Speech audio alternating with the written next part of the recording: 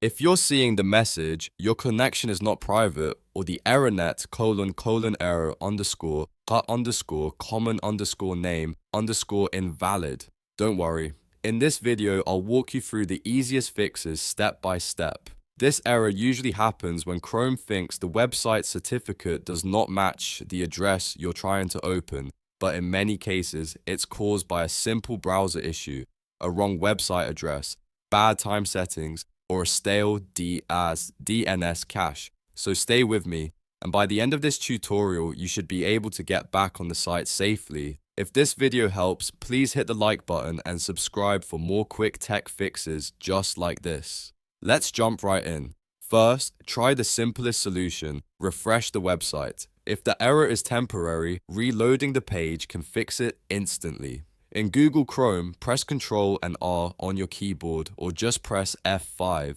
This forces the browser to try loading the page again, and sometimes a small SSL or connection glitch is all that caused the warning in the first place. If the page loads after refreshing, then you're done already. If that didn't work, the next thing you should do is carefully check the website address. Look at the URL in the address bar and make sure the spelling is correct.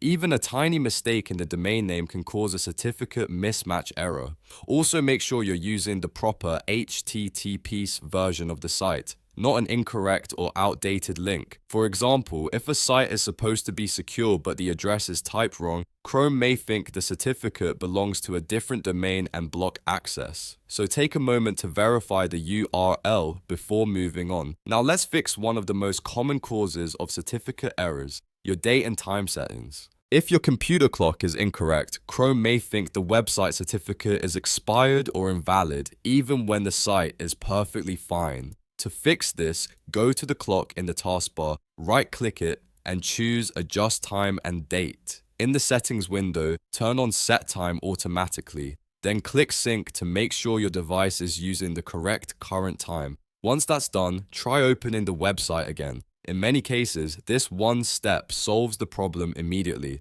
If the error is still there, restart Google Chrome completely. Close the browser, make sure every Chrome window is shut down, and then open it again.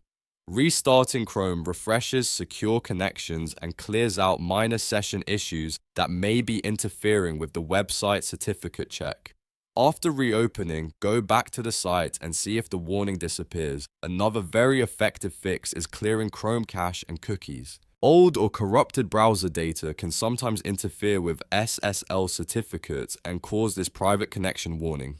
To do this, press Ctrl, Shift, and Delete on your keyboard. This opens the Clear Browsing Data menu. Select Cookies and Other Site Data and also Cached Images and Files. Then click Delete Data. Once the cleanup is finished, restart Chrome and test the website again. This step removes broken stored data that may be causing the certificate problem. If none of those steps worked, the final fix in this tutorial is to flush your DNS cache. DNS stores address records for websites, and if those records are outdated or damaged, Chrome may reach the wrong server and trigger a certificate mismatch.